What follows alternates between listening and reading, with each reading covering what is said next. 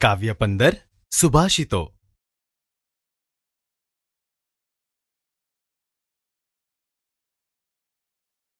બાળદોસ્તો, હવે આપણે કૃતિ વિશે પરિચય મેળવીએ.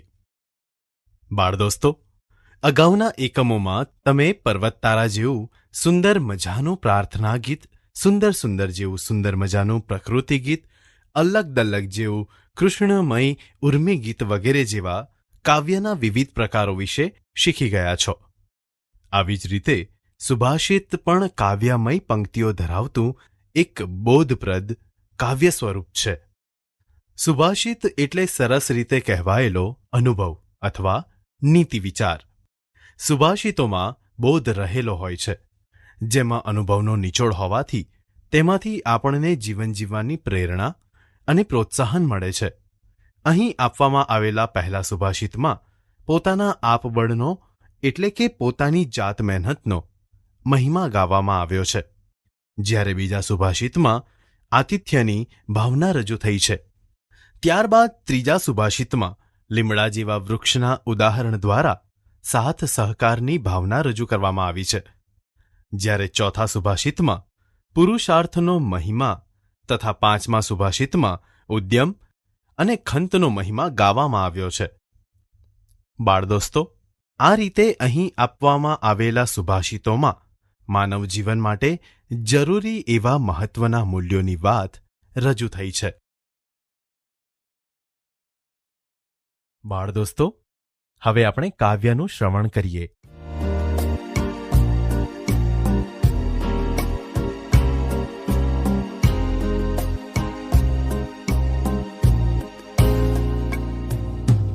જાતે કરવું જાતે રડવું, જાત વિના સૌ જૂઠું જી.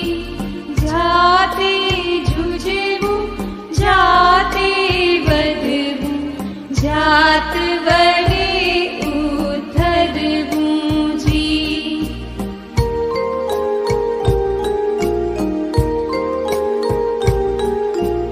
આવ નહીં આદર નહીં, નહીં નયન માને,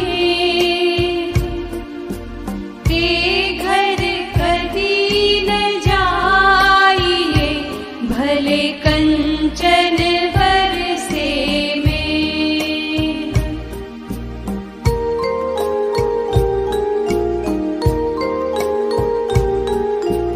કડવા હોય લીમડા, શીતળ એની છાં, બાંધવ હોય અબોલડે, તોય પોતાની બાન.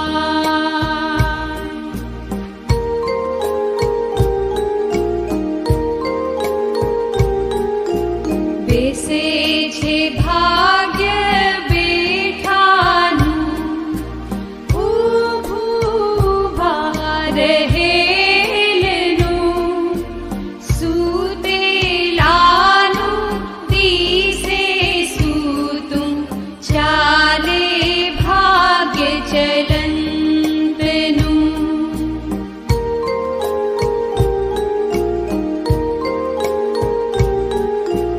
હોય કામ મુશ્કેલ પણ ઉદ્યમથી જટ થાય, ખંત જો દિલમાં હોય તો કદી ન ફોગટ જાય.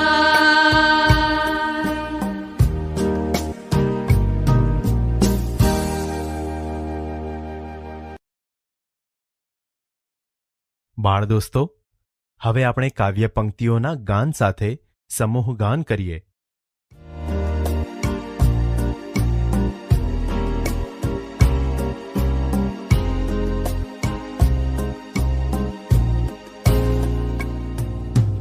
જાતે કરવું જાતે રડવું, જાત વિના સૌ જૂઠું જી.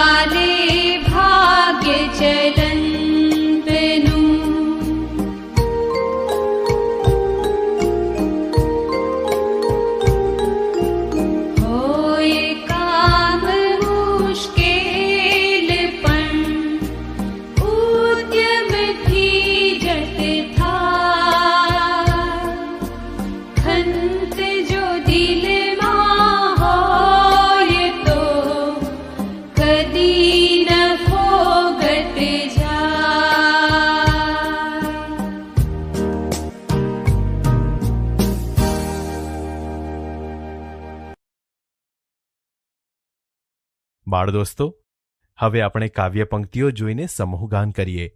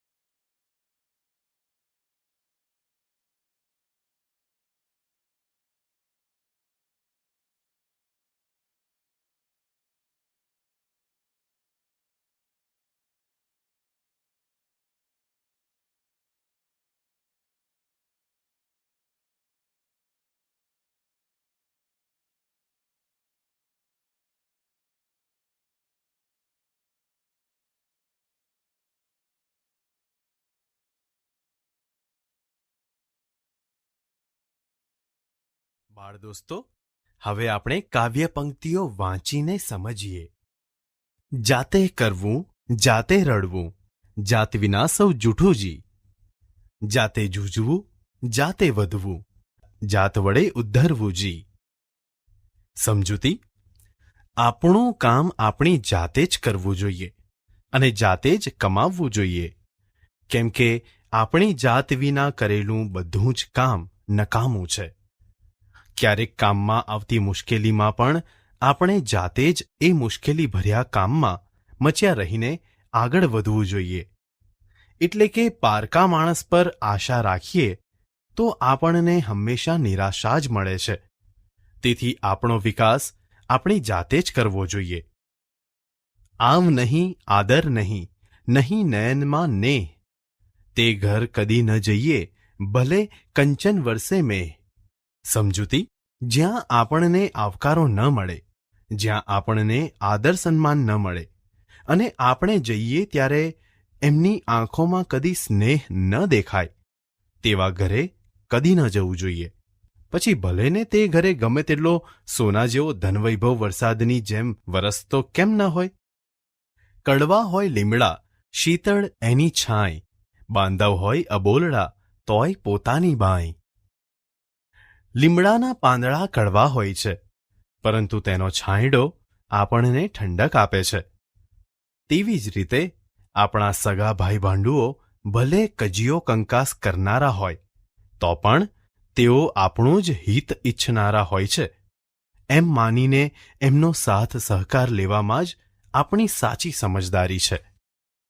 બેસે છે ભાગ્ય બેઠાનું, ઊભું ઊભા રહેલનું, સૂતેલાનું દિશે સૂતું, ચાલે ભાગ્ય ચલંતનું. સમજૂતી: જે માણસ આળસુ બનીને બેસી રહે છે, સૂઈ રહે છે, તે માણસનું નસીબ ક્યારેય તેને સાથ આપતું નથી. પરંતુ જે માણસ ચાલતો રહે છે એટલે કે સતત પરિશ્રમ કર્યા કરે છે તે માણસનું નસીબ હંમેશા તેને મદદરૂપ થયા કરે છે. હોય કામ મુશ્કેલ પણ ઉદ્યમથી ઝટ થાય. ખંત જો દિલમાં હોય તો કદી ના ફોગટ જાય. સમજૂતી, ઘણા કામો ખૂબ જ મુશ્કેલી ભર્યા હોય છે, પરંતુ મહેનત કરવાથી તેવા કામો ઝડપથી પૂરા થઈ જાય છે. જો મનમાં કામ પ્રત્યે સતત મહેનતુપણાનો ગુણ હોય તો તે કામ કદી નકામું જતું નથી અને તેવા મુશ્કેલી ભર્યા કામમાં હંમેશા સફળતા મળે છે.